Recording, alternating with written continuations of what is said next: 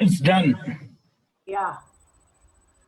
So, very good evening to all who have joined us today for the discussion of the film, Hindi film Roti, a film that released in 1942. The film was suggested to us by Dr. Binayak Bhattacharya. Binayak, formally, I should call him, I should informally call him just Binayak. He was my student. Also, Yeah. the first batch,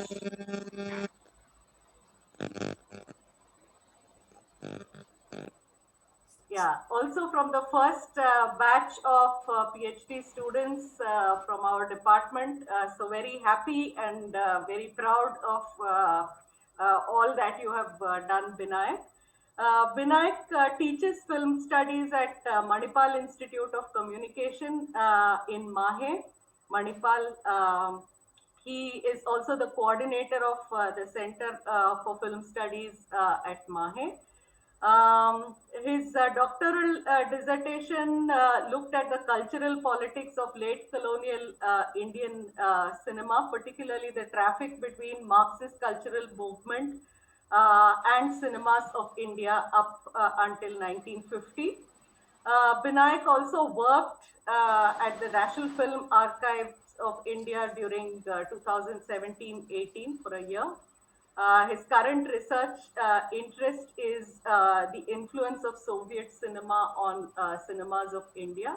Welcome, Binayak, to Talking Films Online. This is our 41st session. We began in June 2020 during the lockdown, and we've been going strong every Saturday at 9 o'clock. So, welcome, Binayak, and over to you. Thank you, ma'am. And thank you for inviting me in this session. And I'm glad to know that this kind of initiative you started and it's continuing uninterruptedly for 41 weeks.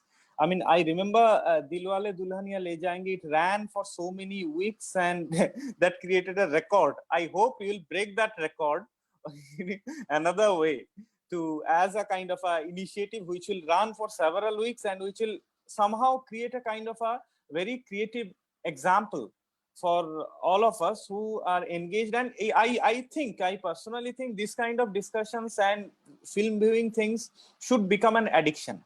This is a kind of addiction I want every film enthusiast should have. And nowadays specifically, I mean, these are you might say this is a kind of mindless ranting, but I feel like that in this era of Netflix and Amazon Prime, I have no grudge against this kind of films coming up, but I think this kind of a small screen films, there's certain change of aesthetics. The way they use the medium, the medium of the moving images is creating a certain kind of vacuum where we are gradually losing our basic aptitudes to understand the films which are made for the big screen. So this kind of things are needed. This kind of initiatives are needed, and how to see the film. Everyone can interpret whatever is there, whatever images are there, but to how it's not only an act of interpretation. There are several other things. So to see films from that perspective, I find it too difficult to make people. And I'm not claiming that I understand everything. While I teach film studies, I mean films, basic films, understanding of basic films and film aesthetics to students, I usually try to make them understand what to see and how to see that. That is a kind of a training that students and whoever we are teaching them, we also should have. So in that way, this kind of sessions would be very important and very interesting for us also, who would continuously like to rehearse ourselves and our abilities, whatever we practice in the classroom. So in that way, this film Roti is also it is one of my you may say films, one of the films which I study. I have been watching this film for the last few you may say, months or years, I have been working on this area, this influence of Soviet cinema on India. And in that case, Mehboob Khan and his films usually come into discussions. There are various reasons. And in that way, Roti becomes an important piece to discuss that influence. And here, when I talk about the film specifically, I do not necessarily talk about the Soviet influence. Rather, I'll talk about the film and I'll try to open up certain avenues through which this film can be looked at. And while doing this, I'll just focus on a few aspects. First of all, the background, social political background of the film, and also the condition of production of the film, 1942.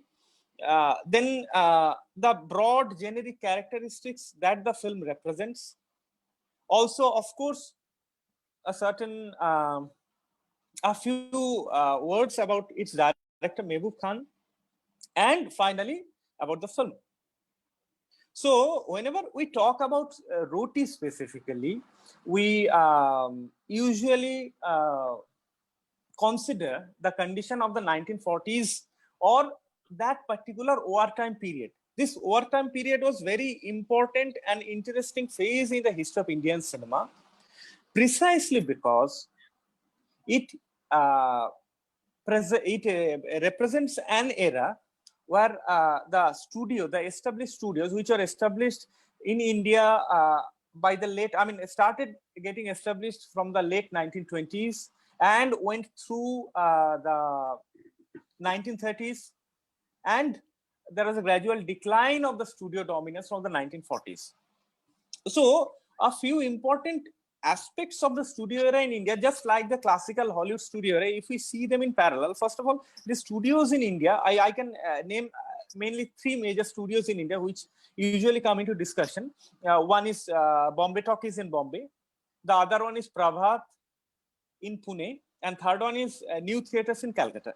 So these three studios represents, they represent three different aspects of three different trains of filmmaking.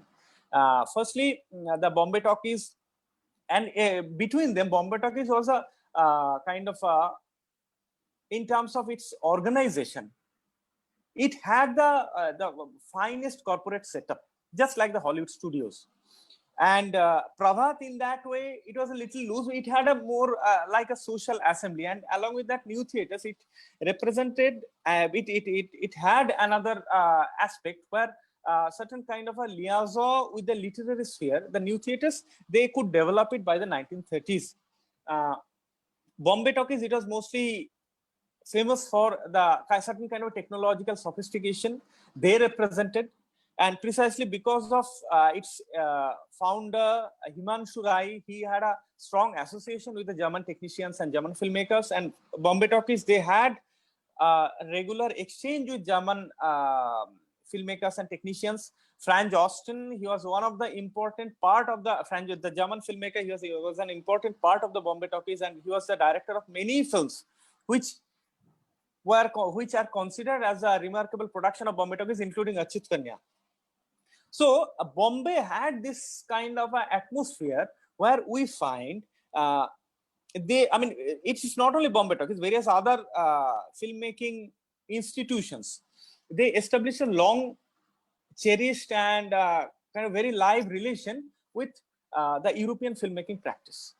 That was one important point that we'll see. I mean, how it also very prevalent in Roti. Along with that, the overall Bombay scenario of 1940s, that in the perspective where we have to see Roti, that was showing several new symptoms which the studios did not show in abundance. First of all, the studios in India, they were trying to establish certain kind of a generic tendencies. I mean, in genre is a very ambiguous question in Indian, in the case of Indian cinema. Unlike the Hollywood, in India, this existence of these genre films, like in Hollywood, we can see Western, we can see horror, we can see romantic film, we can see melodrama, we can see musicals. So these elements exist within the body of the film. A specific set of films can be generically identified as romantic film, as melodrama, as social films, as thriller, horror, comedy, or Western, whatever. But in India, it actually Madhav Prasad had worked on this aspect. I mean, the question of genre in Indian cinema. In India, this kind of generic identification was a little different. And gradually, what happened from 1940s, there was a overarching genre which came to India and created a kind of I mean, it is somehow overshadowed all other generic practices, and it absorbed most of the generic elements, whatever was there in it, whatever was there in that in various, I mean, practice of the various studios in Indian cinema. So the development of social genre is very important from 1930s, precisely because social genre did not only absorb many of the generic tendencies from other other kind of practices, but it also established a kind of a hegemony of you may say ideological hegemony of a certain form of film practice, which gradually brought the question of social justice in the foreground. Now, how to address social justice, that is a different question, but social justice, morality, these questions were brought into forefront by the social films of the 1930s. And that has, again, there we can see another connection, because from mid 1930s, with the development of the progressive writers movement, first it was Progressive Writers Association, PWA, from the mid 1930s, and gradually from 1940s we can see IPTA is coming into scene. So they were gradually becoming not absorbed, they are gradually becoming involved in the film industry. I can talk about Munshi Premchand or Saadat Hasan Manto. They are in the Bombay film industry as writer, as script writer, as story writer in their own capacity. I mean, Munshi Premchand, that film was Mil Majdoor, that we know that he was the writer of the film. Whereas Saadat Hasan Manto, he was there in Apni Nagariya, Kishan Kanya, all these films he worked with, mostly with the filmmakers like Bhavnani. So that was the background, and Mehboob Khan started working by that time. So from late 1920s, and he started working in the industry as an assistant director. Gradually, he started directing his own film from the 1930s. So from that time, Mehboob Khan, his filmmaking practice developed within this environment, where one side a certain kind of a generic evolution is happening in Indian cinema. Second is there is a certain influence of progressive cultural movement, and the question of social justice was coming at the forefront. And third, India was third, there was a certain kind of association with the foreign filmmakers, technicians, and association with the international cinema. So these three aspects are there. So in this perspective, if we see Roti, we'll clearly can understand how these aspects, these factors, figure in the body of the film. Okay, now of course Roti stands to be one of the finest example of social film, not only in terms of its question of because it brought the question of social justice on the forefront, but also a certain kind of stylistic technique. And Roti was not the first film where Mehboob Khan started experimenting with this. Before that, in 1939 or 1940, I am not sure about the year. It might be 1939 or might be 1940. Mehboob Khan made Aurat. Aurat is very interesting because Aurat was the precursor of Mother India. Mehboob Khan, he himself made or remade Aurat as Mother India in 1957. So Aurat also stands as one of the very interesting film in this trajectory, because the studio films, if you see Sant Tukaram, if we see Achyut Kanya and all, there is a certain kind of aesthetic limitation which these films established. First of all,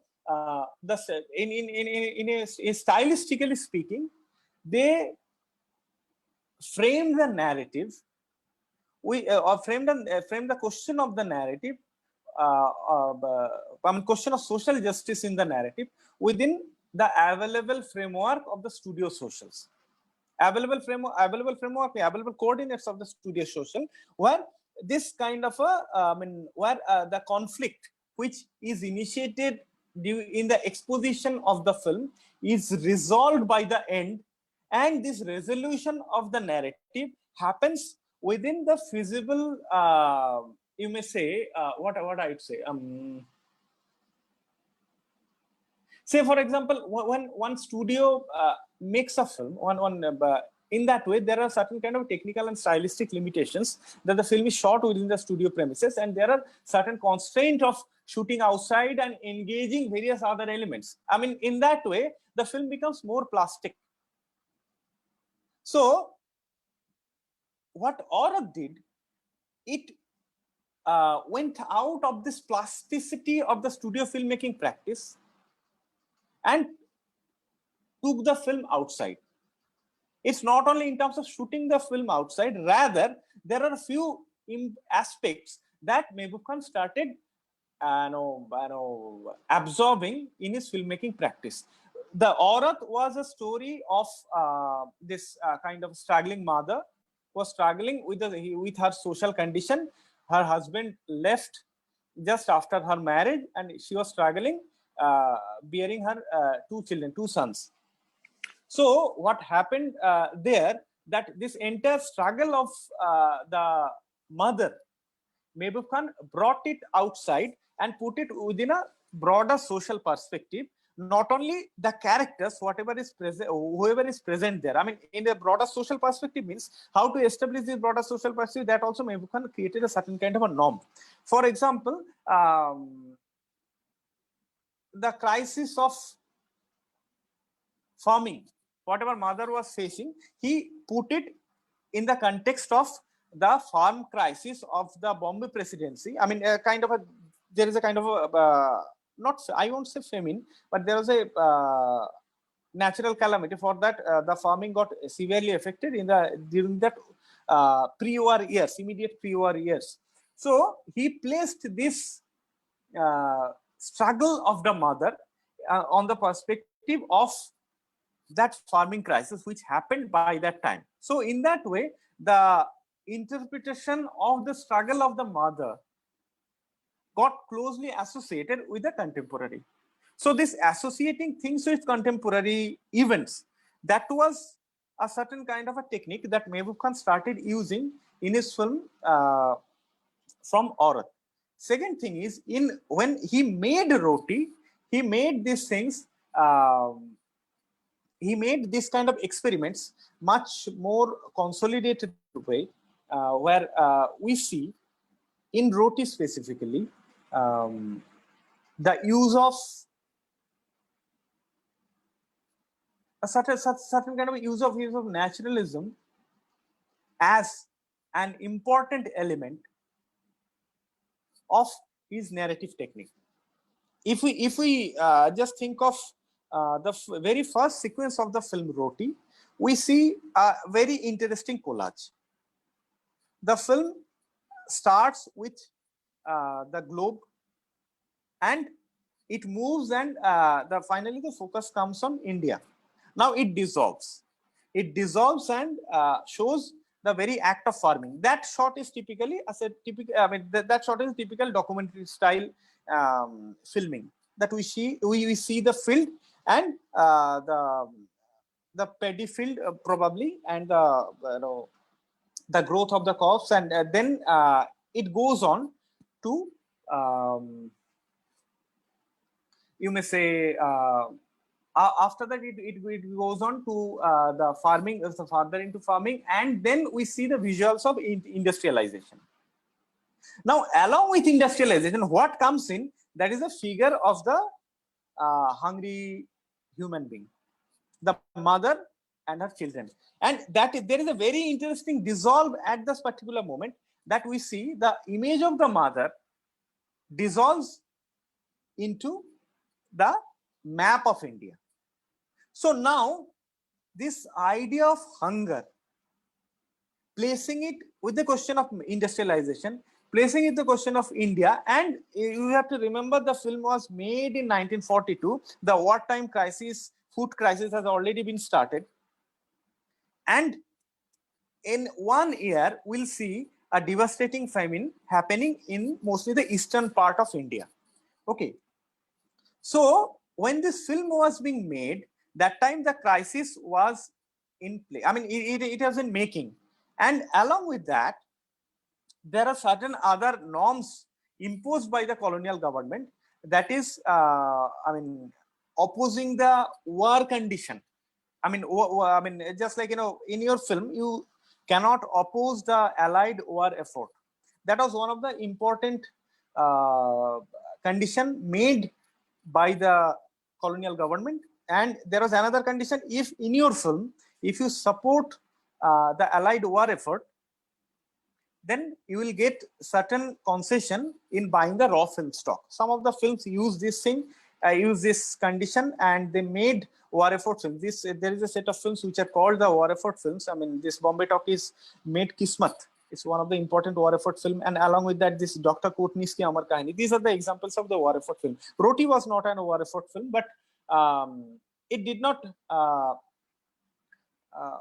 oppose the government war effort because that was not permitted.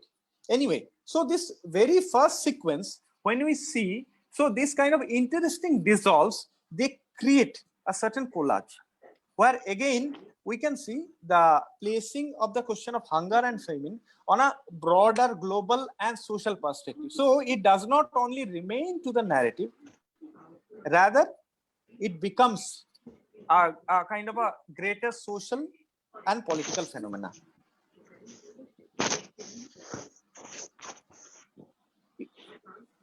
Okay, is it fine? Am I audible?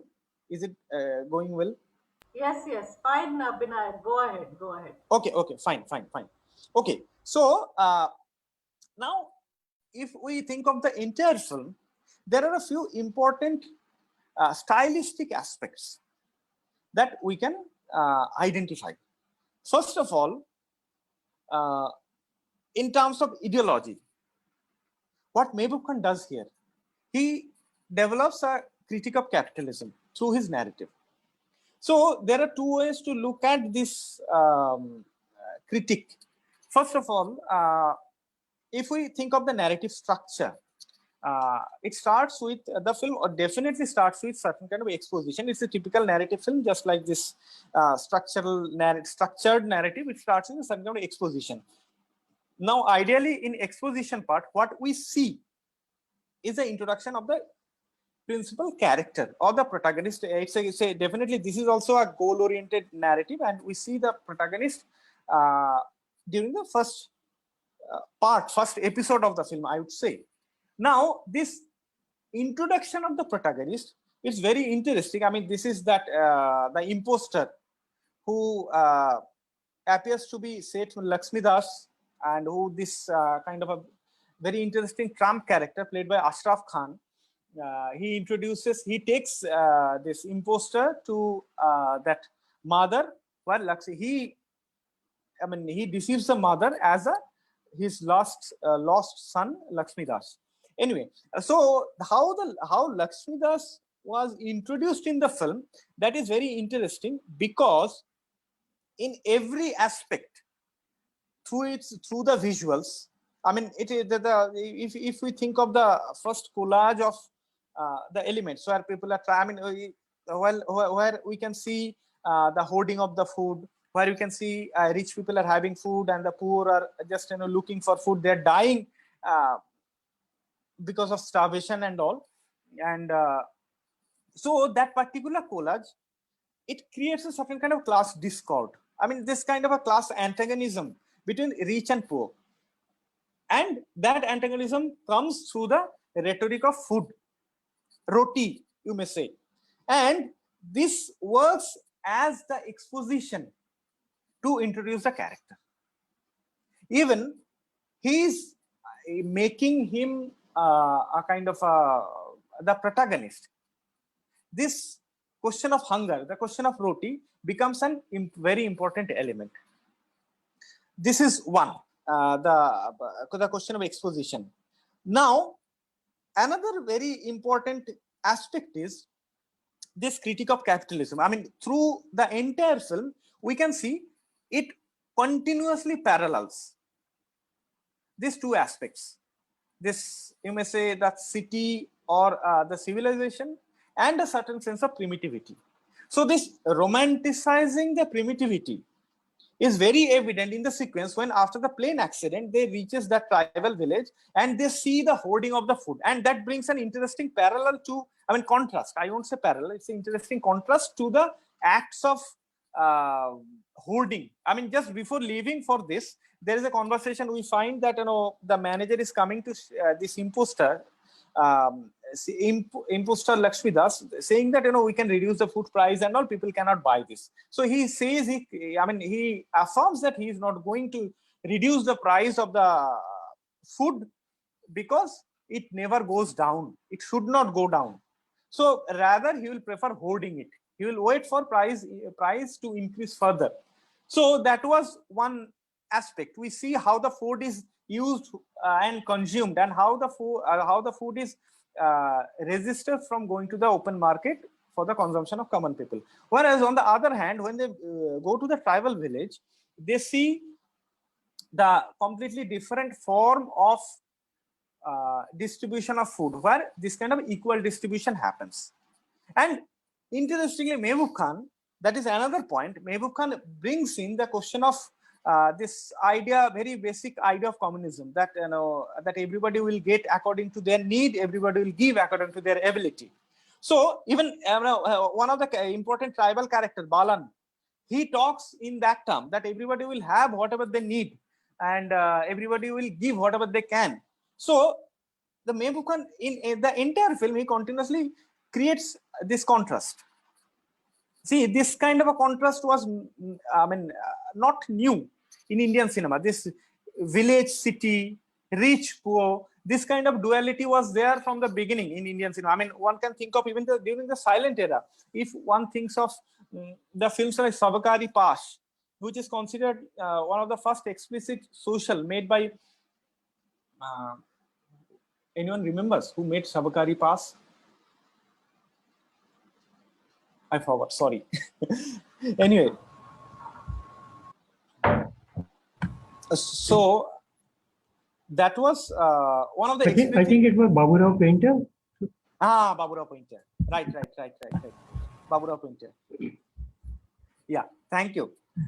Okay. So that was there.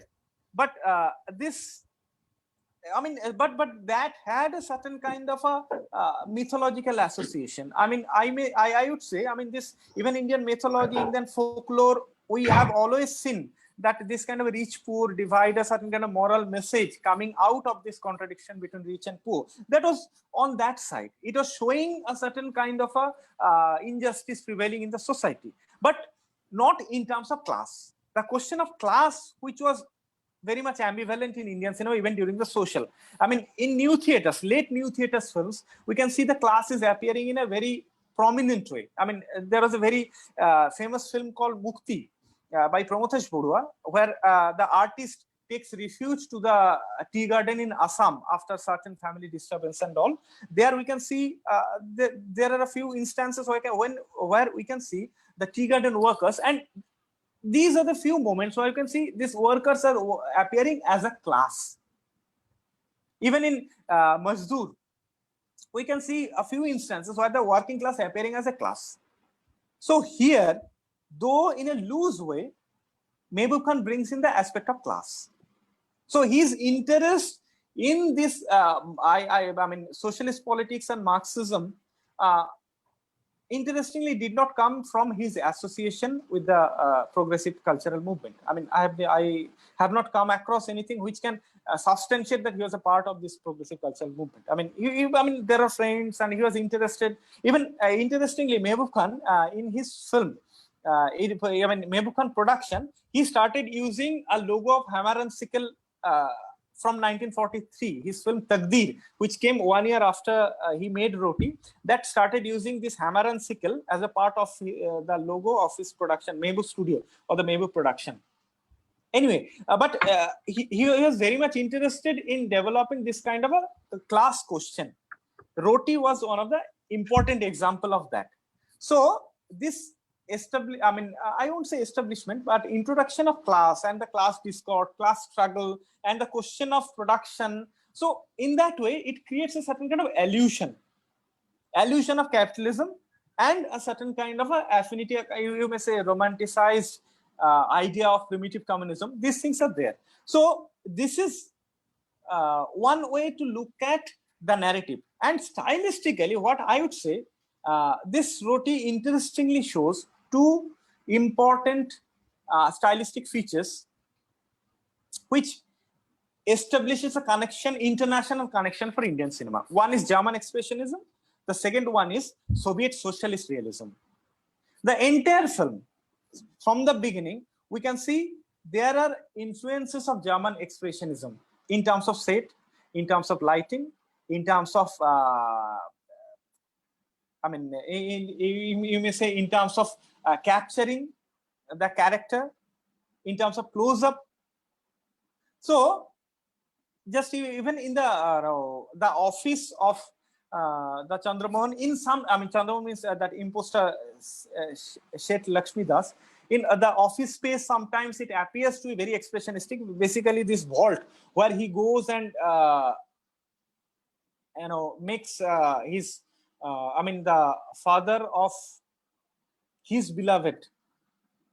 He locks him there. This entire vault looks a certain kind of expressionism. Expressionist decor. Represents certain kind of expressionist decor precisely because it, it contains wealth.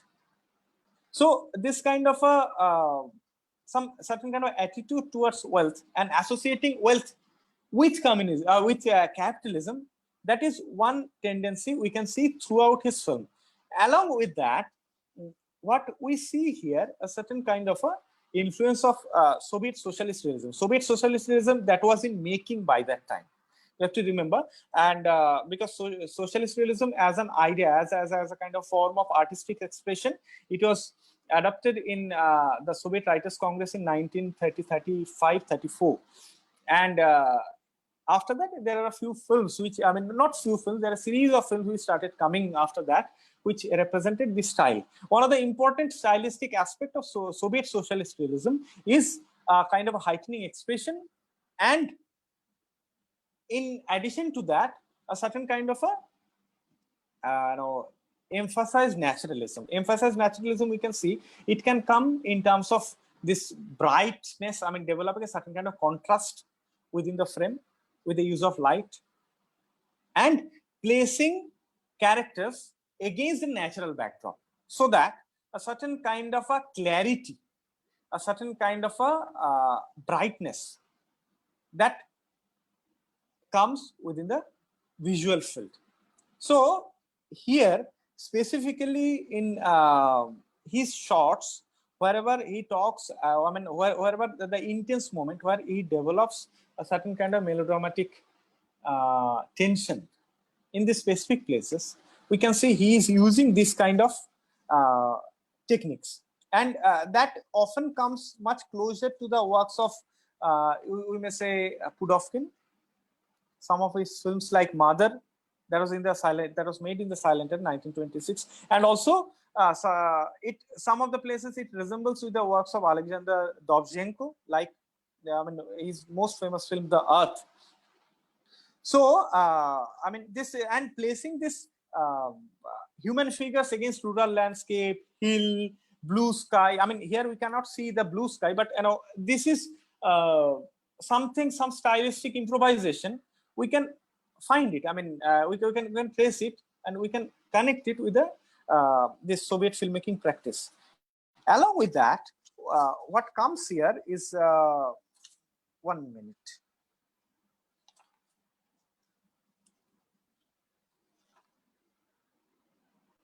Yeah. Along with that, what we find here, that is a certain kind of use of visual as well as a kind of a narrative. Use of rhetoric. So visual rhetoric of this you may say this kind of the act of you know fetching food, how you get food, how you get bread.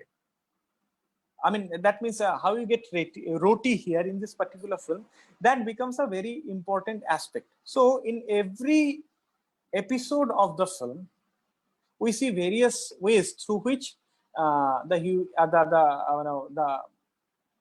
population is supposed to get roti. Somehow Mehboob Khan places the question that if you are on the right side, I mean, you are on the side of the morality, you are not going to get, you have to practice some unfair means. But this, when he says this practice of unfair means, there is a certain kind of critique that he also establishes. So that critique becomes another rhetoric where we see, where we see this, all the binaries of city, village, or this rich, poor, he is bringing them together through the question of food.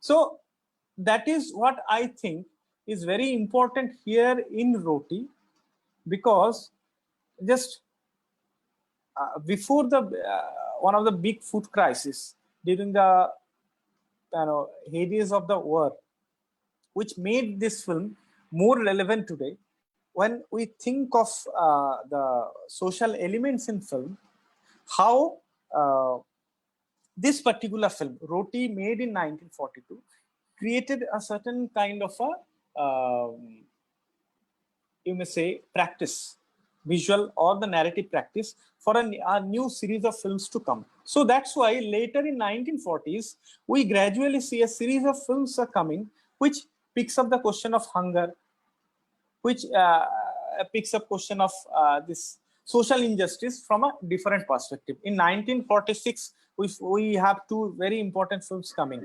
One is this Dharti Ke Lal, that was a IPTA production, and that was actually an adaptation of the Bijan Bhattacharya's famous play Nabanno. And along with that, there was this Nicha Nagar, Chetan Anand's first film, Nicha Nagar. So all these films, stylistically and in terms of narrative, they created a discourse where we can see a continuation from Roti. I mean, if you go a little backward, we can also see Aurat was showing some of the symptoms which are which came in a much matured form in Roti, and it created a certain kind of tradition which passed through this IPTA filmmaking practice and came to the 1950s, where we can see this kind of a flourishing world of Indian this typical Nehruvian film, starting from Do Bigha Zamin, the entire Raj Kapoor tradition, which goes till the 1960s.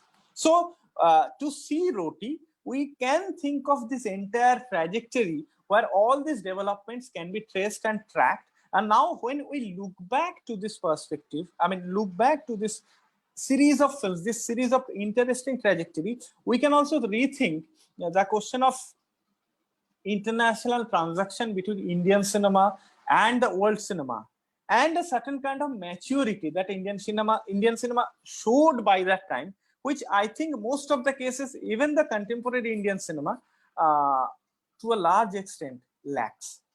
So I'll end here.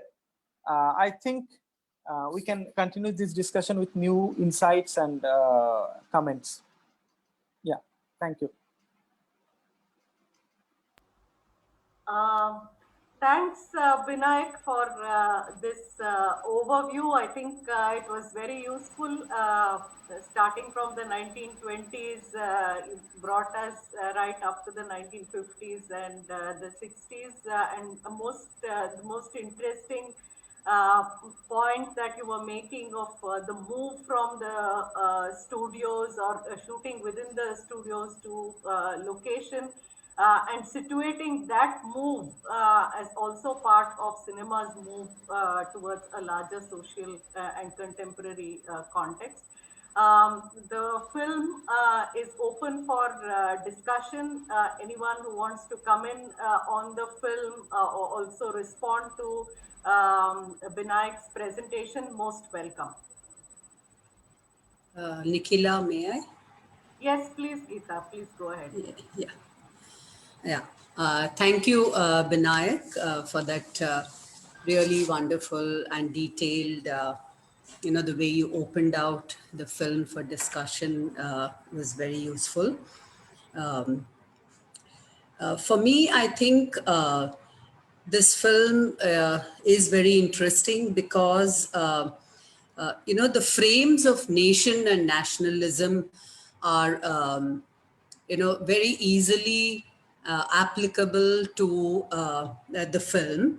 And the filmmaker seems to have a specific vision of the nation in the making, and in which he's trying to valorize rural life, not merely in terms of the idyllic landscape, but also for the kind of values that the rural landscape seems to instill in people, the values of compassion and honesty and the like, as is emblematized in the characters of Balam and um, the role played by Sitara Devi, Kinnari. And I think this film is it will also be very productive to read it in the context of the labor struggles during the 1940s in the cotton mill industry in Bombay. The first cotton mill in Bombay came up, Bombay spinning and weaving mills came up in 1854. So by 1942, when this film was made, the cotton textile mill was already well established in the city of Bombay. And it was also rife with, exploitation of mill workers, and a number of strikes were taking place around that time. And this character of Seth Lakshmi Das would, kind of represent more than adequately the evil mill owner, the stereotype of the evil mill owner. So that was something that was interesting for me. And apart from that, of course, the characters are more archetypes than individual. They are, one dimensional, and they do not really display any change during the course of the narrative. And also, a very interesting part of the movie is the narrative technique, where there is the use of the sutradhar. And what is interesting about him is that he narrates through song, and he talks mostly about exploitation. But when he encounters the innocent Balam and Kinnari, he himself, exploits them. So I thought that irony was interesting. And since this film was made before Indian independence, I think this narrator, the Sutradhar, to some extent also is a stand in for British colonialism. If you look at his costume, he wears that pith helmet on his head, and so it's he's not only a representative of the capitalist class, but then he's also he's also kind of a stand-in for colonialism. And yeah, so these are, and of course, you have already spoken about German expressionism and Soviet cinema and its impact on Mehboob Khan. And of course, along with that is also melodrama, which kind of became a staple in Hindi cinema, or probably in other languages as well. So these are some of the things that struck me while watching it and thinking about it. Thanks, Geeta, for all those additional points. Vinayak, you want Thank to you. respond or someone else wants to come in at this point? Yeah, can I add one point, Yeah, please Mithila? go ahead. Yes, sir, please go ahead. Yeah, just want to add that two things. So, continuing from what Geeta has told, I mean that introduction of Sutradhar. Like, I mean, it's interesting that it's 1942 when Brecht himself was practicing V effect, alienation effect, and we can see in this film use of that Brechtian technique, two Brechtian technique effects that's using episodic narrative, not a continual three-act narrative, but using an episodic narratives and breaking the emotional melodrama through that bloke. I mean, though he, as Geeta said, the Gita is uh, called it as a representation of colonial this thing, but it can be caricaturing of that in a sense that he want to break that continuity of emotions and bring in to the audience the distancing between what is happening and how we should respond. So we can clearly see continually in episodic narrative that bloke comes in and breaks the emotional connects so that you cannot be melodramatic and use that V effect to always be aware that how capitalism works and how lethally crime it is. So I can see very interesting when Brecht himself was framing that idea of epic theater through V effect. I can see Mehboob Khan using that as a technique to break the emotional melodrama into awareness effect. So that was very interesting. I'm not sure whether Vinayak uh, has something to say about that or what. Yeah. Thank you, Paniraj sir. Vinayak, you want to respond to Geeta or Paniraj?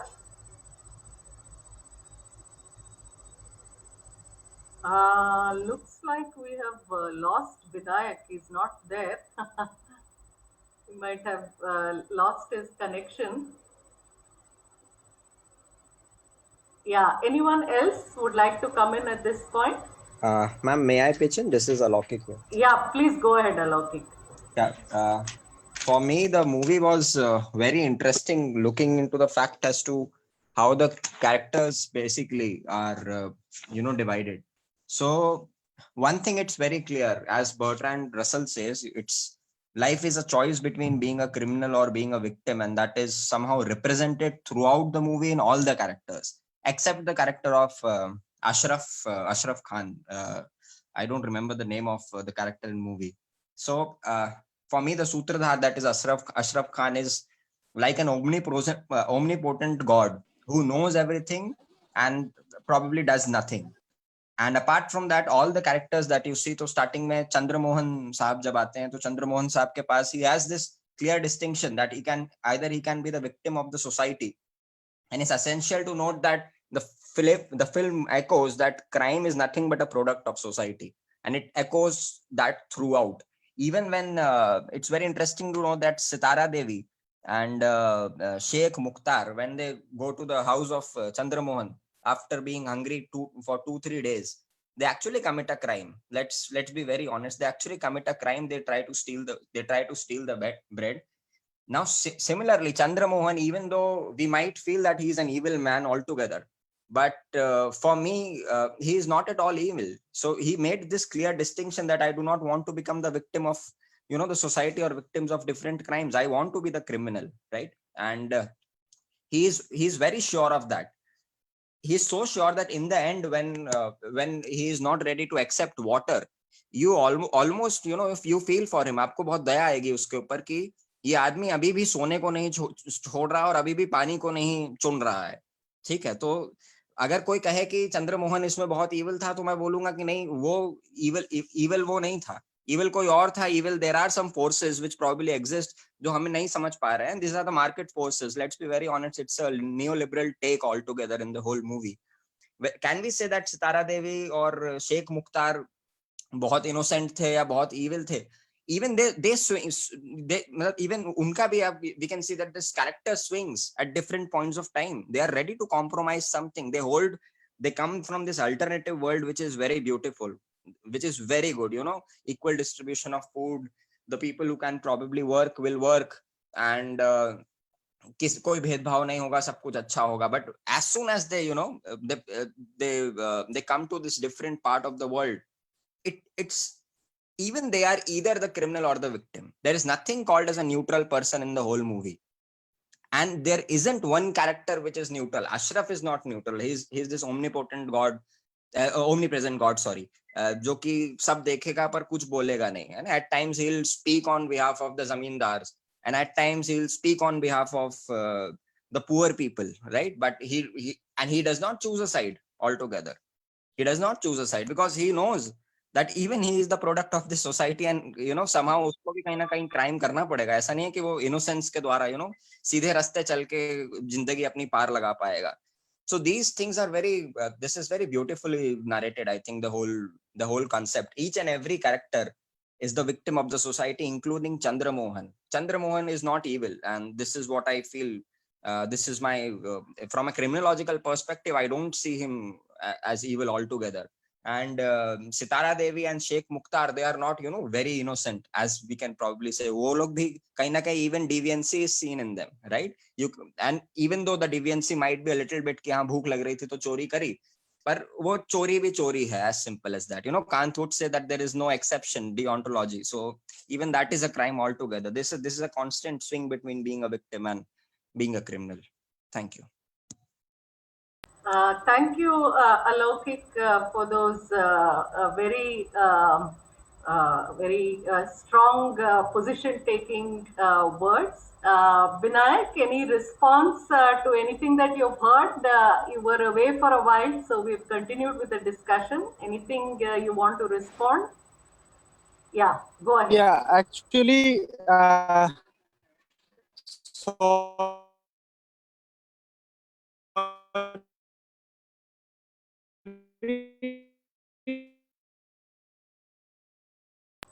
for going away, actually you might get disconnected. Even now, first thing is what I say. I mean, I could hear only a few aspects.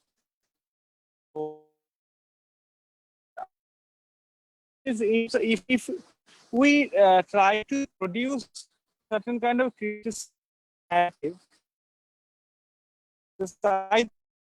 think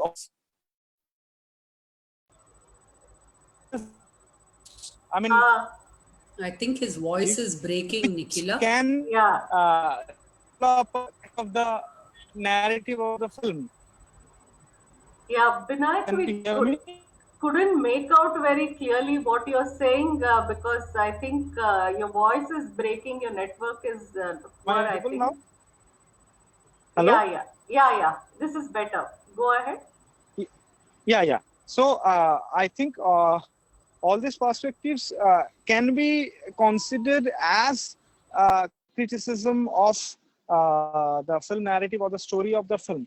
But in terms of, if we think of the way he arranged the narrative, I think it was not his intention to vilify one particular human being, which usually happens. I mean, kind of, you can see a kind of a binary, that black and white binary. I mean, there will be one protagonist, there will be antagonist. So I think Mehboob Khan intentionally blurred that binary, that there will be protagonist will represent capitalism, antagonist will represent protagonist will represent anti-capitalist attitude, antagonist will represent capitalism. So it's not as simple as that, and that is in that way creates a kind of a different perspective from these typical socialist realist films. I mean, in Soviet socialist realist films, that was a kind of a dictum. There should be clear-cut division and clear binary, clear contrast. So this kind of a blurring of the problem, I mean, blurring of the this sense of good and evil, and blurring of the this kind of binaries are not strongly established, and that survives all across the social films. That is one important aspect. That's why these films happen to be social realist films, but not socialist realist. So Indian filmmakers, whoever made films during that period, they're quite influenced with social realism, but not typically socialist realist films they made. And even through if we see Raj Kapoor, his Sri 420 and other films later, we can clearly understand the protagonist or the main character. They become somehow, I won't say they're the victim of the situation, but they become victim of the system, and the system becomes a structure of the narrative, and system represents the structure of the narrative. So in that way, I would say, yeah, every aspect of criticism through which we see the happenings in the film can be justified if we try to understand the film is not creating a binary. That was not the intention of the film. Is it creating a certain kind of a social critique? It's a discursive film. These films are mostly a discursive film. They create a discourse about the nation, about the system, about the society, everything. So this and that it becomes that we see that after some time it becomes a certain the social films, they create this kind of discursive pattern for their narratives. So yeah, that's all. Okay, thanks, Binayak. Anyone else would like to comment on the film? Yes, Kalpalata, please go ahead. Yeah, for me it was I looked at this movie and I could clearly see the binary was very clear. It was black and white, where capitalism was ruthless and socialism was all good.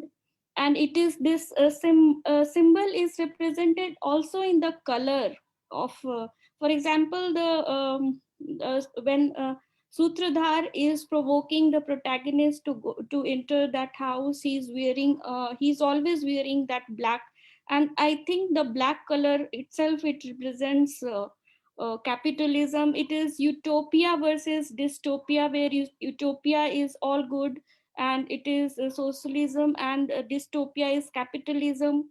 And the capitalistic gaze is also represented through the close up of the eyes of the protagonist, and which I really liked in this movie.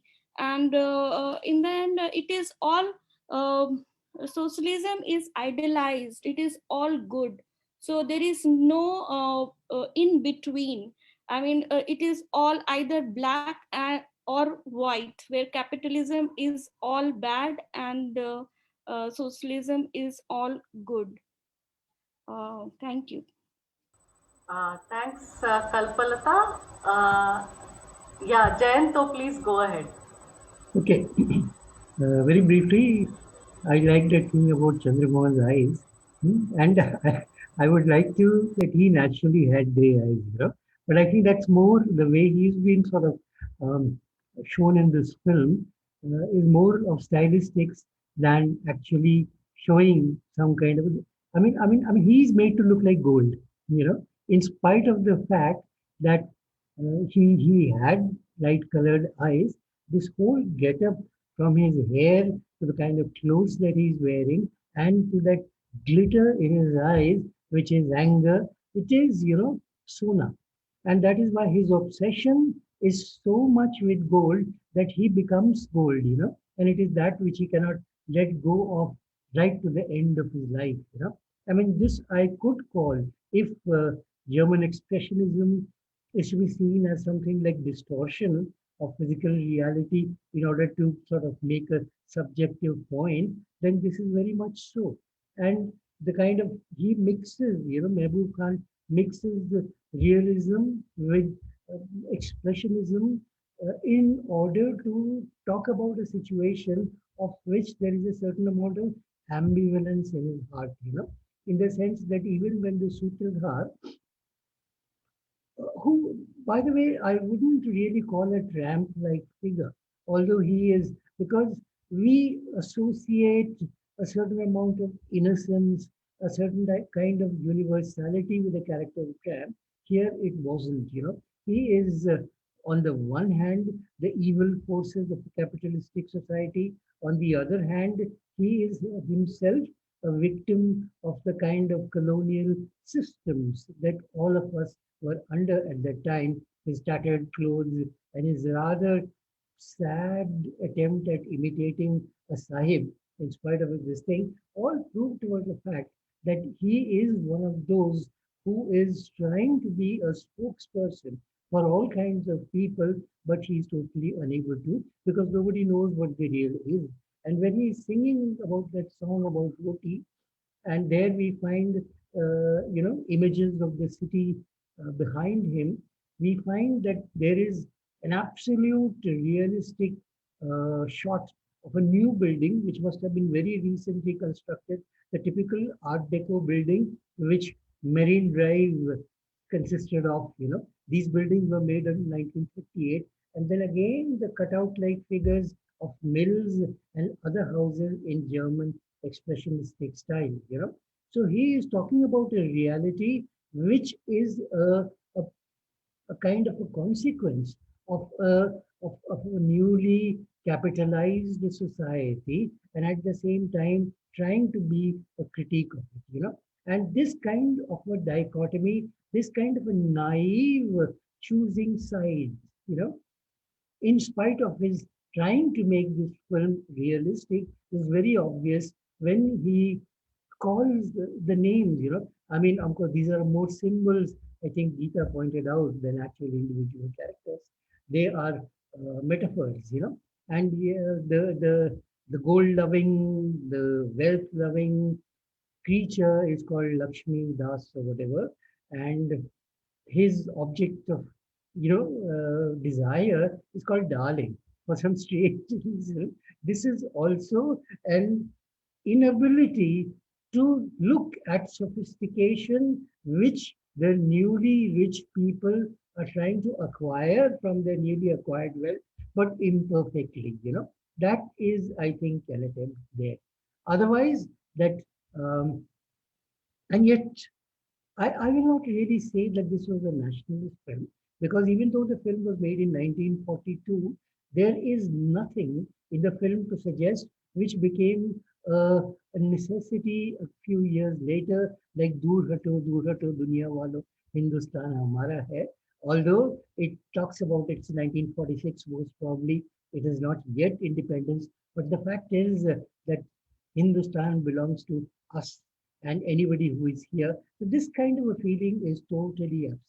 This kind of a you know display of nationalistic feelings is quite absent. So here we have one kind of an idealized, pastorality on one hand, which in itself is sort of indicated in the characters. And once again, I'll say that there is a certain kind of ambivalence in his attitude towards women, in the sense that on the one hand, the character of, the name, let us say, Balam. Balam means what? The beloved.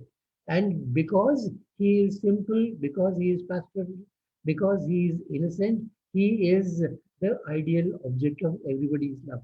And that is what this innocence in him, which makes even a sophisticated city dweller like Darling fall in love with him. And we have Kinari. Now, Kinari could be, something like a Kinara is actually a margin. So this could be a marginalized character. We have Lakshmi Das, we have, Darling. The most strikingly obvious name that we can think of, And yet, Darling falls for Balam. The sophisticated Darling falls for the totally natural, perfect Balam, who is a creature of, the pastoral world. So all these things he is tried to, the binaries between what is good is, this is still not the nostalgia for the village left behind. It is there to some extent. I'm sure he came like everybody else at the time, like all of us at some point of time or the other, from a rural background. And there is a certain amount of nostalgia in everyone's heart for the village left behind. After some time, it will become more pointed, post 1947, like what Dipesh Chakravarti discusses about the Chire Ashagram, the village we abandoned or the village we left behind. It is not that yet, but yet it is a village that we left behind. And when you try to recollect it you'll try to, you want to recollect it as something perfect, which in any case it would not have. See, the difference between this kind of a thing and something that happens in Mother India a few years later is simply because of the fact that there is no visible face for the evil here, like Sukhi Lal in Mother India. Although this guy has got corrupted, he has become an instrument of capitalism. He has become, but yet the fact that somebody, I think it is Alauki Corner, very rightly pointed out that even at the end when he realizes it is madness, but he doesn't let go of his obsession. He doesn't want to accept water because he thinks that all that he needs is passion for gold and his passion for the woman that he can never have, So there is a certain amount of heroism in that also. But then all this would be totally made into a kind of a socialist realistic film a few years later. Right now, there is only a binary between what is ideal as perceived and what is totally wrong as perceived. I think that's all. Thanks very much, Jayanto, for those insightful comments. Anyone else would like to come in, or Vinayak would like to respond? Yeah.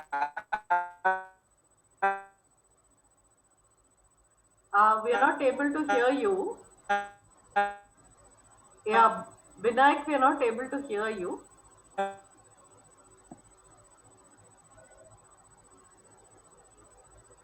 Uh, Vinayak, no, we are unable to hear you.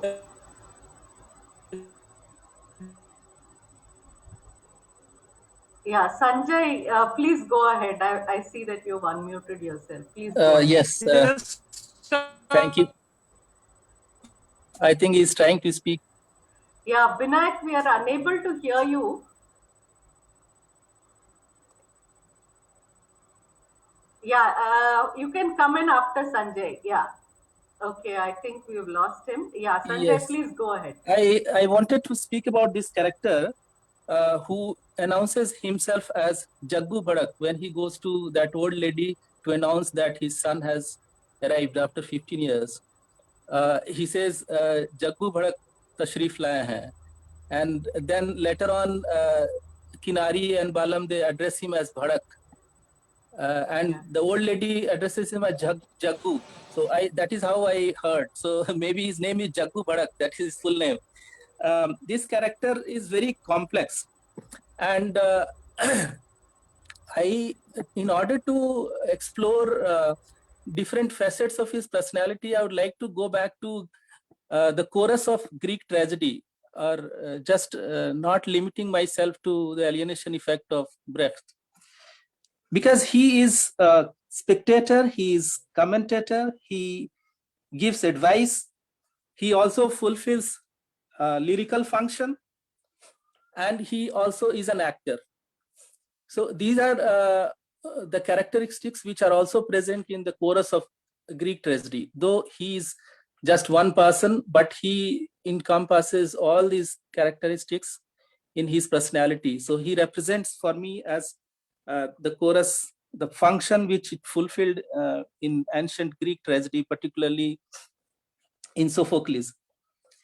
So from the very beginning, we find him as a spectator who would also like to comment on the situations in India. He supplies important statistics about the population of India. He says certain number of people pay taxes, how many people are poor, they do not get proper food. So he is a spectator, but he's also a commentator. He also is a messenger. Like it happens in Greek tragedy. Chorus also can be messenger. So when Balam is in jail, he comes to Kinari to announce that Balam is in jail. He also has access to certain information, like Seth has gone for the quest of gold, and about this unemployed person, that he has earlier made some attempt to commit suicide. So these are the things which other characters in the film do not know. So he has access to this kind of information, and also he is the only person to whom Lakshmi Das confides and says that he loves this lady Darling. Because otherwise, this character not been there, he would not have shared this feeling to any other character. We don't see him communicating with any other character with that much confidence. So he works in a certain way. This Jaggu Badak works in a certain way as confident. Then he also gives advice to characters. Like initially we have seen he gives advice to this fellow, the unemployed youth who becomes finally Lakshmidas, Seth Lakshmidas. He also gives advice to Balam and Kinari. Okay?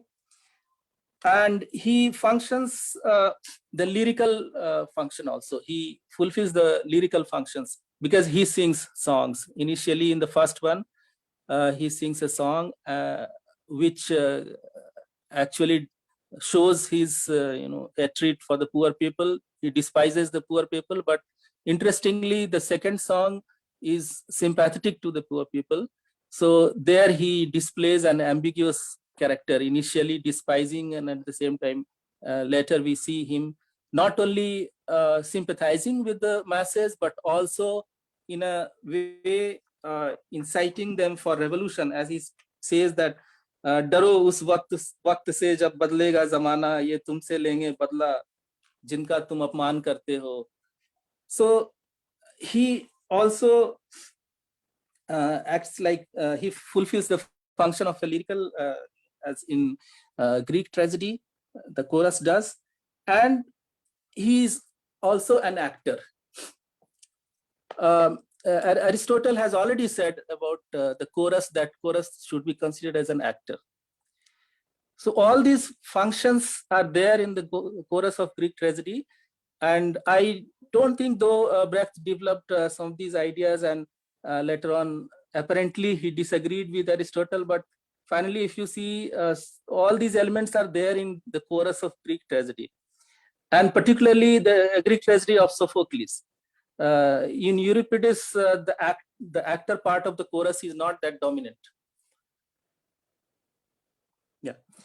So I find that this character is very complex, and he displays many of the functions which are contradictory also. But at the same time, in a certain way, he forces the audience to maintain some distance with the narrative, which is, I mean, presented as alienation effect. So all these characteristics, they are enveloped and they are presented in the form of this single character. So he's a very complex character, but it's a very useful narrative device. Thank you very much. That's what Sanjay was wondering, was because that was during 1940s where Brecht himself was formulating that Wolfram Thun, V effect and all those things. And Mehboob Khan introduced that in his. I wanted to know from Binayak whether there was any understanding of the expressionism is. Was he aware, or it was running simultaneously while Brecht was constructing that idea of Wolfram Thun, V effect and alienation, and making a particular kind of a Sutradhar as part of a spectator, guiding the spectators in dialogue with the theme? That's what I wanted to know, Vinayak, because he's researching into that. Vinayak, do you want to respond? Are you able to? Were you able to hear what Sanjay and Paniraj just mentioned?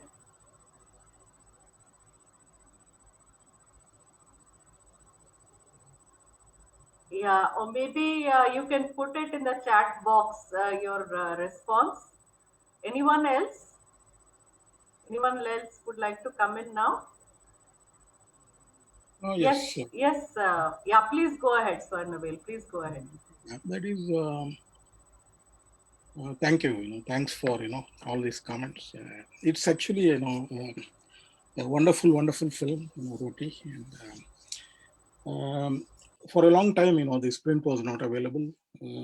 So you can see that, great scholars of film studies, like Gayatri Chatterjee, who is placed very near, our institute in Pune.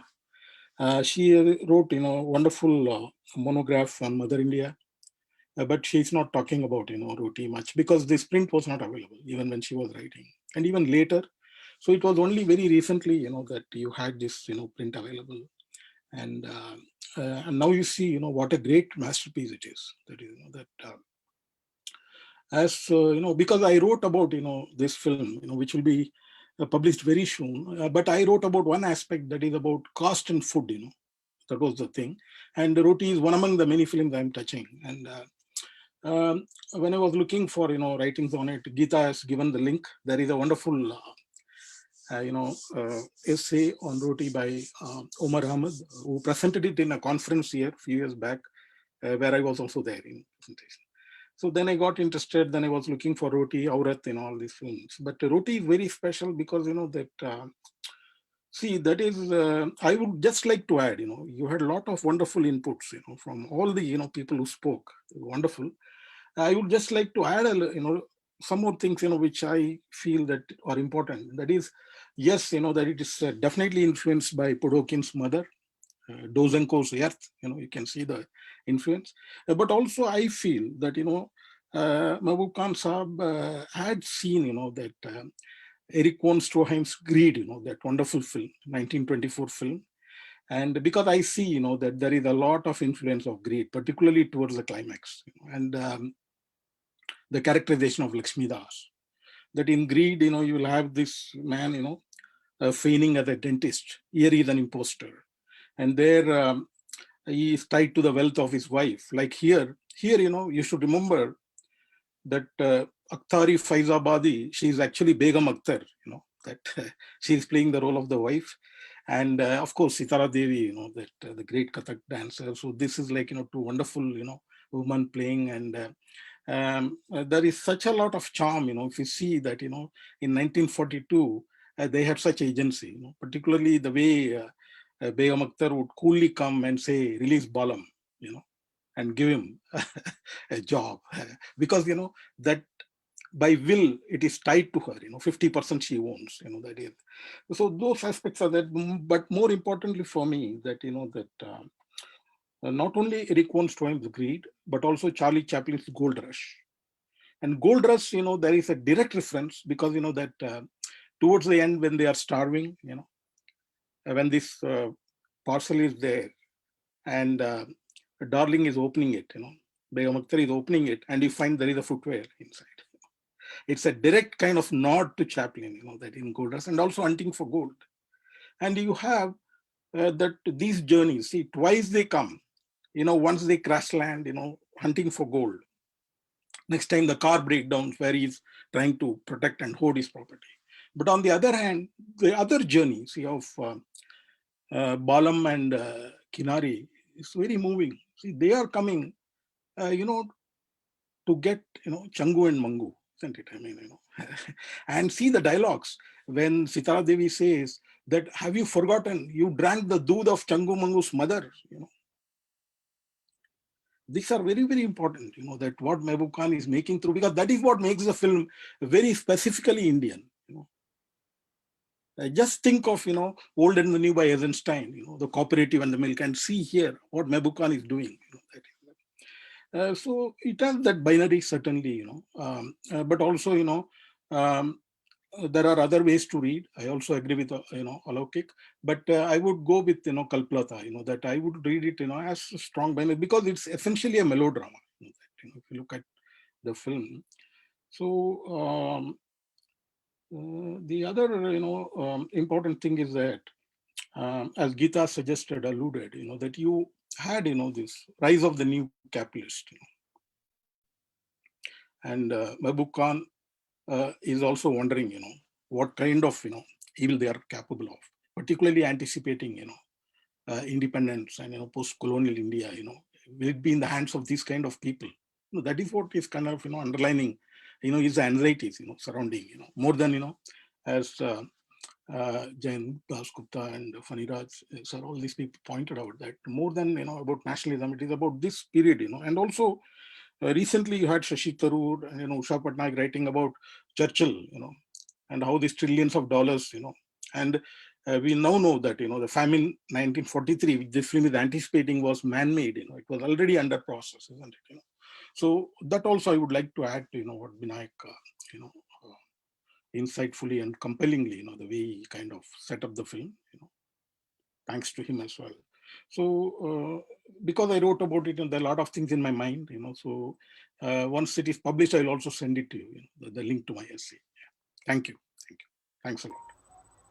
Thank you very much. It looks like a number of films that we've been discussing, you've already had very important contributions and you've written on many of them. So yeah, we'll really look forward to reading what you've written on this film. It will be very soon, I'll be sending the link. Okay, yeah, thank you so much. Anyone else would like to respond at this point? Please unmute yourself so I know that you want to come in.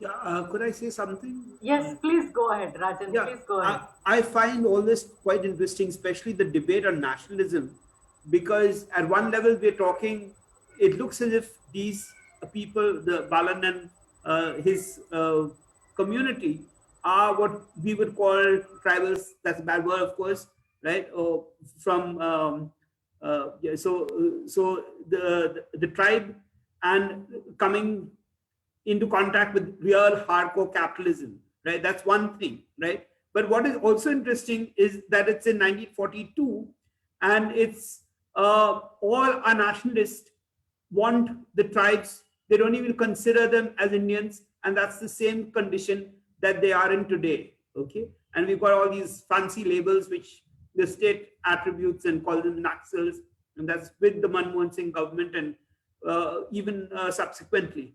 Right, so these are actually quite disturbing that nobody thought of them as integrating them into the nation, and still that's the issue that they have. Right, so I think that's one of the issues. The other thing that I found very interesting about this Sutradhar character is at the table where these guys take Balan and his wife take the food away, right? If you look at Lakshmi Das, he actually does as if he's ignorant of this person, right? And I think that's what's interesting, and that's the most expressionistic scene that I find, right? Because it's almost like the death of a salesman, right? Where the brother comes back from Africa and all that kind of thing. Yeah, I don't know whether what it has to.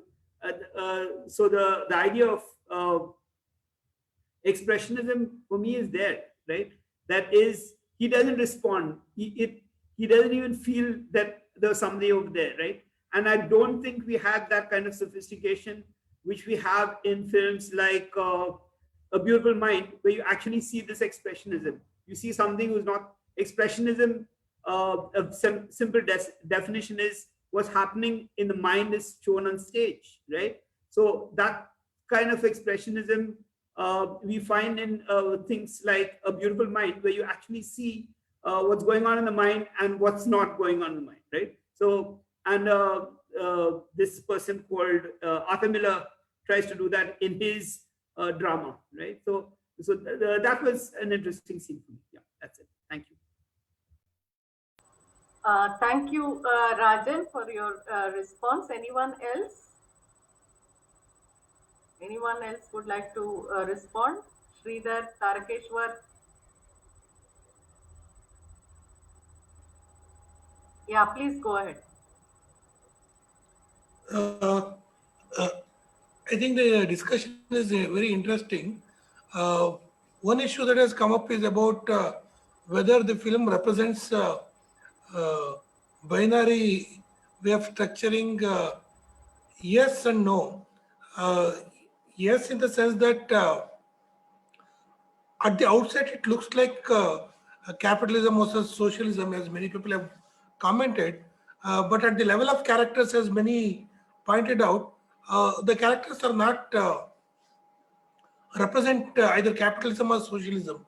They oscillate, and in that sense, they have become pawns in the context. So that is established clearly from the beginning. So Lakshmidas is not a capitalist. So he's actually a poor fellow, but by deceit he gets into that position. But once he gets into that position, he occupies that position and he executes it. And he executes it in such a way that without having the humanitarian condition, uh, humanitarian elements that other characters within that setup now and then express. So he fails to do that. So in that sense, there is a context controlling the characters to that extent, and even when these two come from the tribal hamlet and come to the city, we can also see certain changes in them.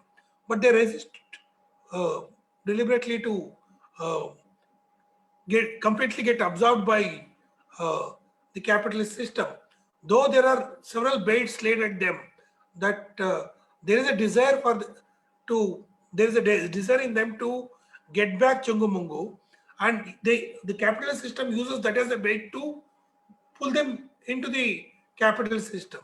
But somehow the narrative moves in such a way that they're able to escape from it, and others have no escape from it. That's the kind of message. But again, I would like to say that this binary of capitalism versus socialism is only at the outset. Again, if you look closely at the narrative, the plot, you have Lakshmi Das, but you also have other who commit suicide. But those capitalists are not represented as bad as Lakshmi Das. So in that sense, there is a nuanced way of understanding capitalism too there. And then this communism is not the modern communism which was a response to, or socialism which was a response to capitalism. So this so-called modern socialism or communism is literal in the sense that it belongs to where we had a community living. So in that sense, it's a kind of pre-civilizational moorings is represented as a kind of answer to the evils of modernism and capitalism. So in that sense, it is not a clash between modern capitalism and modern socialism, which was played out in the late 19th and 20th century, but a kind of modernity versus a kind of a communitarian, autonomous, tribal values, but it gets represented as socialism. So in that sense, there is interesting formulations that are happening here, and time and again it has been stressed in the narrative too, that money and gold is what corrupts you. It makes you slave. You think that you are getting a freedom. It is also interesting that the community versus individual is represented. In the capitalist, so-called quote unquote, the urban capitalist modern world, everyone is an individual. He doesn't see that his adopted mother or his father would be father-in-law or would be wife. Some of these issues are also the emotions, bonds. They're also over. Everybody is acting like an individual there. So in that sense, individuality is represented in a problematic way, and there is a kind of shift towards the literal communalism in that sense. So at the outset, it appears like capitalism and socialism, but if you look more closely, it becomes modernity versus a a kind of pre-modern communitarian moorings comes out as socialism. So in that sense, in these formulations happening in the 1940s in a particular narrative and is very interesting. And also this character of the commentator, because Sadasya have already discussed about it, this is very complex, and the role of these characters, which at one level, as Geeta pointed out, perform the role of Sutradhar too. At another level, they also form the role of chorus, as Sanjay was saying, and also sometimes they also perform the role of Brechtian alienation technique. But what these do in Indian narratives earlier and then later on is something that is worth investigating. We have always borrowed either the Sanskrit tradition to understand the role of Sutradhar in the modern text, or we have gone back to Greek or Brechtian models to understand these characters. But it is much more complex than any of those theories could comprehend. So we need a much more nuanced study of such characters in the modern narratives, not only in films, even in other performing arts too. Thank you. Okay. Yeah, that's what Tarakeshwar says is correct, because there is Mehboob represents a very complex intellectual scenario which we confronted during that freedom fighting years, and as just a prelude to the independence, and that kind of narrative, socialist. What is socialism?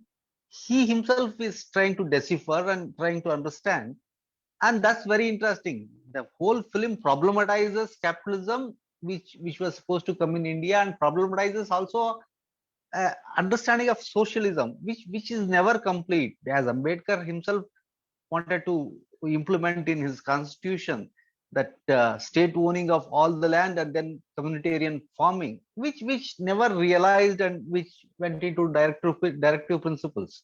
So that kind of what you call a stumbling formulation of socialism, which is not yet complete. Even in 21st century in India, when we are talking about farmers movement, the idea of what is socialist kind of living is not complete, because we got to have a dialogue with this kind of lethal capitalism, which Mehboob Khan brings it very beautifully as a problematic. As Tarakeshwar said, he problematizes everything, which is a kind of a prelude to all the intellectual debates what we are talking today. That I find it interesting in this film.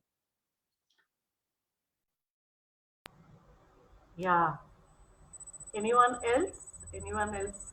I also was wondering how much the fact that the delineation of the star as hero has not yet happened, I suppose, at this point in time. So the fuzziness with regard to the characterization and the fact that they are not just simplistic types or stereotypes, but fairly complex characters. So it's not like there is a first lead and there is someone who is the protagonist and a very clear antagonist.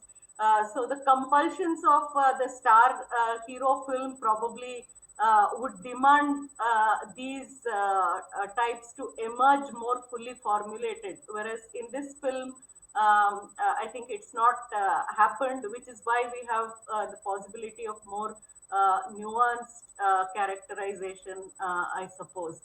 So which really makes it difficult for us to think of Chandra Mohan as really the Lakshmi as really the antagonist in the film, or Balam as some kind of a protagonist or whatever. That's my own sense. Yeah. Anyone else would like to respond?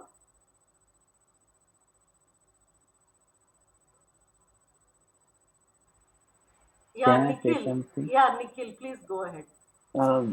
Although it did not bring to my mind Brecht, I did think of 1940s in France, and then Waiting for Godot maybe in the making, and then Mehboob was making films like Roti in India.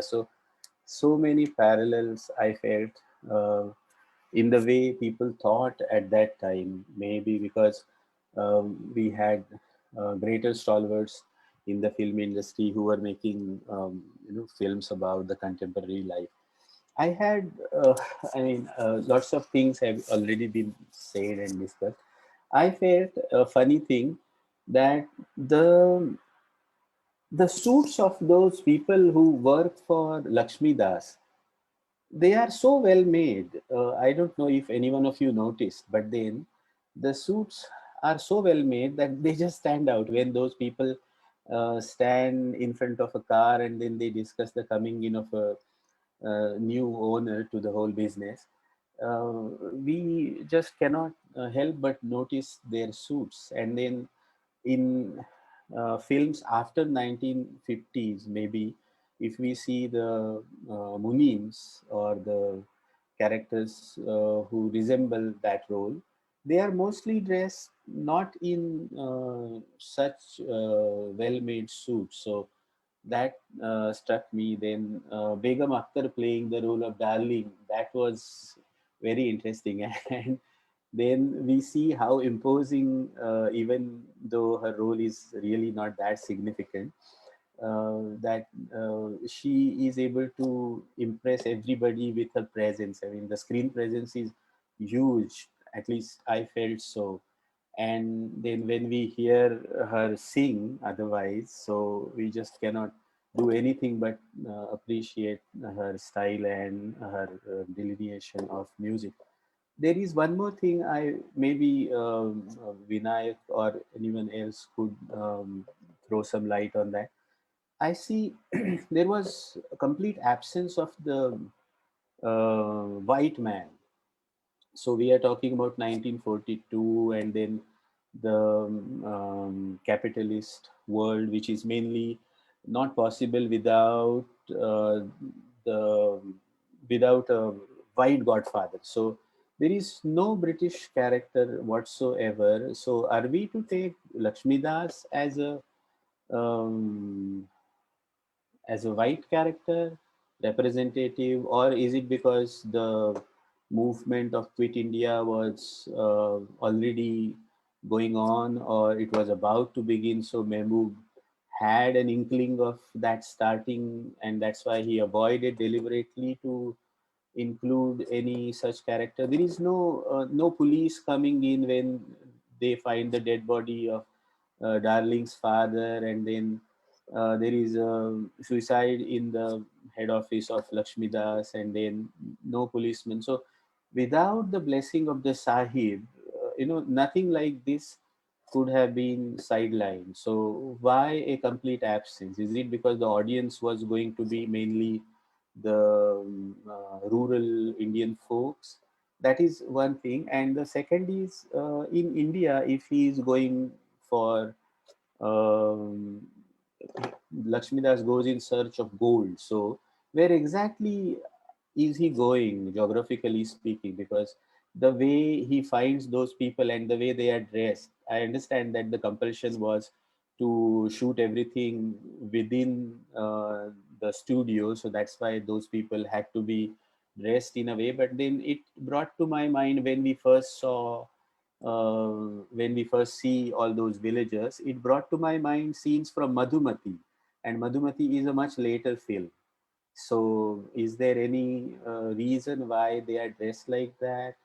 And the way this hung like figure of, I forget the name of the man. He's dressed, and then the long um hair that he has plaited into a funny thing. So why they are dressed like that?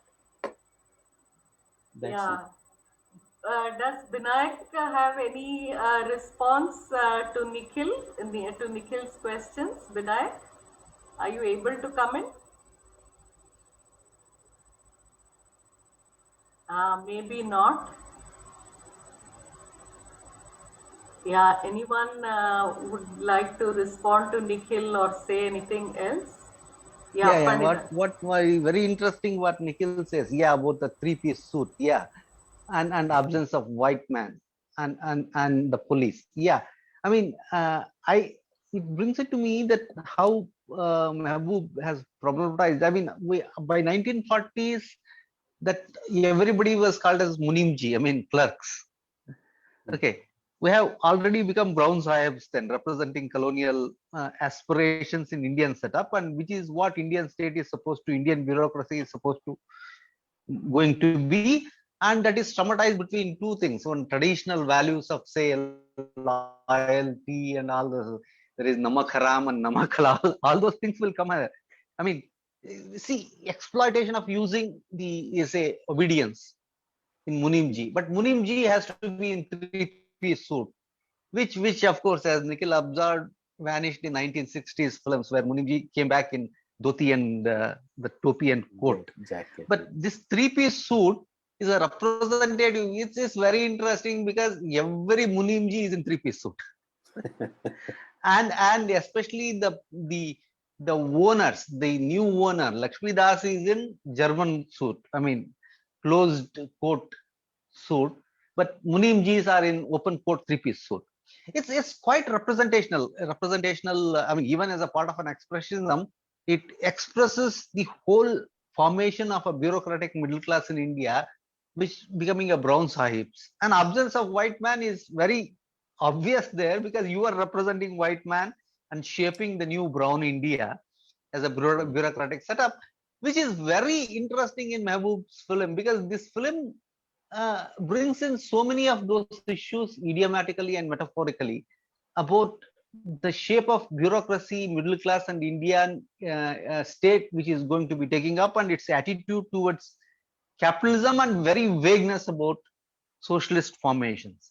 So that's why I see absence of white man there, right? That Nikhil has brought that interesting question, because one particular, as what you call the old capitalist, he comes in dhoti and coat and the topi. You can see that. Okay. See, we wanted to break from that and wanted to be a very lethal system, which we didn't know whether it was capitalism or is going to be a very vague idea of socialism coming through this primitive communism, which was Nehruvian idea also, and which was also, but modern Indian state was definitely going to be this kind of capitalist brown sahib three-piece suit bureaucracy.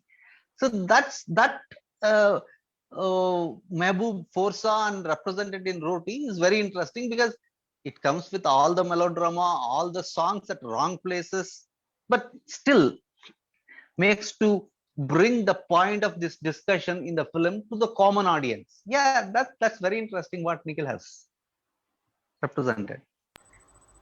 Okay, thank you, Pandita sir. Any other responses on this point or any other points? Yes, Sanjay Kumar, please go ahead. Yeah, I also was thinking about the human-animal relationship in this subsistence agricultural community of Balam, and where Balam and Kinari they live. So if we see, when the harvest is there and there is an equal distribution of the grains, and everybody is getting the equal share, including Changu Mangu, they are also mentioned. And at a very crucial point of the plot, Balam and Kinari, they decide to bring Changu Mangu back, and it is from there that the plot moves. That there is a narrative function of Changu Mangu here, and we will see this relationship between the human, I mean, as Balam and Kinari, and there is also a monkey, in fact, and Changu Mangu as so for example, they leave their village to go to the town where Lakshmi Das lives, so that they can bring Changu Mangu back. And he also works. In fact, Balam starts working in the mill only to get enough money so that, he works there for 4 months and he can earn that much so that it will be enough to buy Changu Mangu back from that coachman or the businessman who is shown in the film. And and Balam is also ready to suffer and to accept the hierarchy as imposed by Seth Lakshmi Das. He almost commands him, and he reinforces his this power relationship that he is a master and Balam should be as a slave, and he must salute him, and all these things, all kinds of humiliations Balam undergoes for the sake of animals. So, and when he finds finally Changu Mangu, he's very pleased and he goes there, and there is one scene where we see him so happy announcing this news that he has found Changu Mangu. So he is announcing this news to his wife, Kinari. And Kinari also notices that Changu Mangu have been beaten by this businessman, and so that brings the question of the suffering of animals that have been that has been very much discussed in recent days in animal studies. That what connects human beings to animals is suffering, basically. So rather than in this film showing that human beings, they distinguish themselves from animals by some kind of superiority which can be there because of the language or civilization, which is reinforced in this film, is there is a kind of connectivity. There is a connectivity between human and animals through sufferings. So humans are also suffering, as we have seen Balam and Kinari, and animals are also suffering, and this is the suffering which connects human and animal. So this is beautifully shown in this film, and there is no attempt to in some other films to show that human beings, how they show their superiority over animals, or all kinds of things. So this I found very much interesting, particularly in this film. Thank you. Yeah, Sanjay, as you noticed, this kind of relative, that's come from pastoral socialism and all that. That idea was shaping about socialism, but that what is the state of affairs today, that all the animal representation, as even the bullocks and cows and even the monkey, the Hanuman, you see, we have a distorted and inverted right-wing representation of the animals. Now that's also a failure of building a socialism from a basic pastoral understanding of socialism. That's what brings us from say early 20th century Indian idea of socialism to the present day of conflict what we are facing. Don't you think so? Yes, sir. Yes. Yeah. Any other responses to the film? Sridhar had just made a comment that maybe the actors are so well dressed. No. No? It is personal communication. Okay, fine then. Okay. So any other comments, Sridhar? Anything else you want to say? You want to come in? No. Lots of discussion happened. No, nothing now. Okay, fine. Anyone else? Okay. If there are no more comments, then we can wind up our discussion. I thank Binayak. Unfortunately, he could only be with us intermittently, I think, because of his network issues. But thanks, Binayak, for setting the tone for this very interesting discussion. I think it was a first for us to go back to an older film, because most of our discussions have been on contemporary films. Enlivening the discussion through your presentation, and thank you all those who participated in the discussion. It was really very, very insightful. Thank you. Good night. Thank See you you. Good all night. next week. Yeah. Thank you. Thanks Thank you everyone. very Good much. night. Good night. Thank you. Good night. Bye.